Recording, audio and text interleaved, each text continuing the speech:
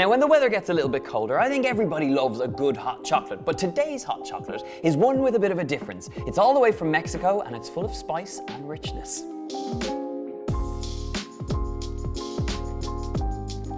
Now, I have to confess that I've never made Mexican hot chocolate before, but I do have a good friend, Lily, who runs a fantastic Mexican food shop in Dublin called Picado, and she's lent me the perfect Mexican hot chocolate cups, and not only that, but she's also lent me one of the classic stirrers or whisks to make this Mexican hot chocolate. So I'm looking forward to trying this. But the recipe itself is incredibly simple. It just takes 2 ingredients. That's some milk and, the most important one, some good quality Mexican chocolate. Now, you can make this with good quality dark chocolate, and this same method would make a really great rich dark hot chocolate. But with the Mexican chocolate, what you have is cinnamon and spices, and it's actually grainier in texture, so when you add it in here, it's something truly different. So we're going to melt this down with about 100 milliliters of milk, nice and slow, until it's glossy and completely smooth.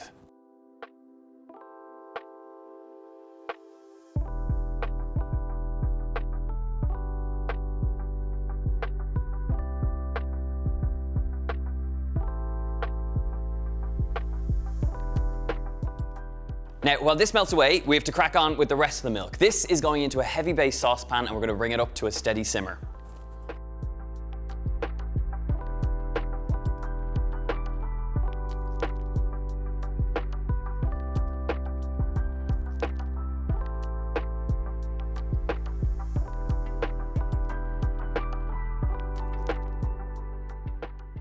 This is the beauty of this recipe. It only takes a few minutes just to get this glorious, rich, melted chocolate. I mean, look at that. It's just falling off the spoon.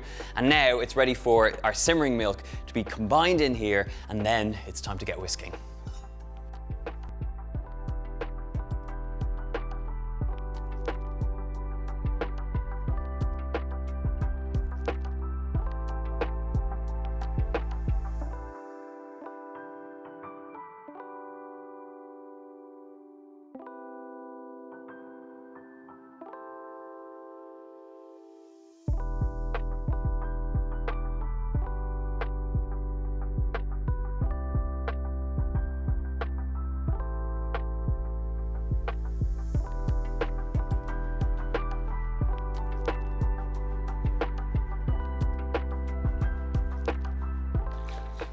Now, I have never used one of these before, and they're so functional. It's actually amazing how frothy it's getting it. I love that it's a wooden tool, and I have no idea how to pronounce it, so I have actually looked up exactly how to pronounce it. So let's give it a go.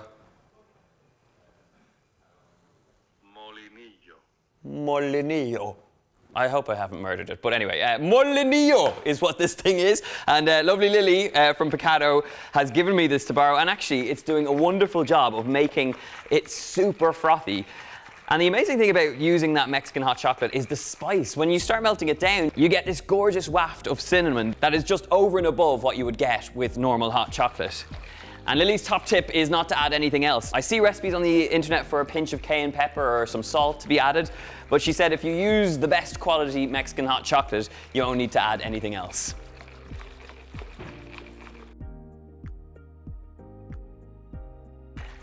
Right, we have great froth action right now, and these molinillo, I'm sure I've pronounced it terribly, has also made sure that we've no lumps or bumps in there either. So it's time to serve.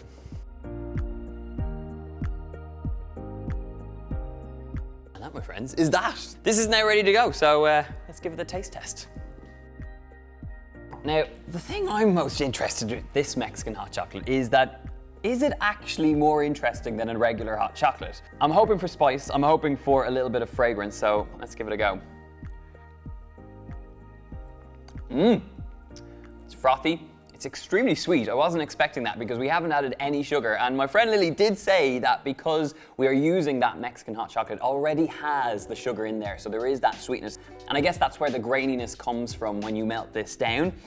It's a really simple method that results in a rich and unctuous hot chocolate. So even if you didn't have the Mexican chocolate, I feel like this method would work extremely well with a regular good quality chocolate bar. But what really makes it is the frothiness you get from using the molinillo. It really does add to the experience. It's that frothy, chocolatey feel on your tongue that works really well.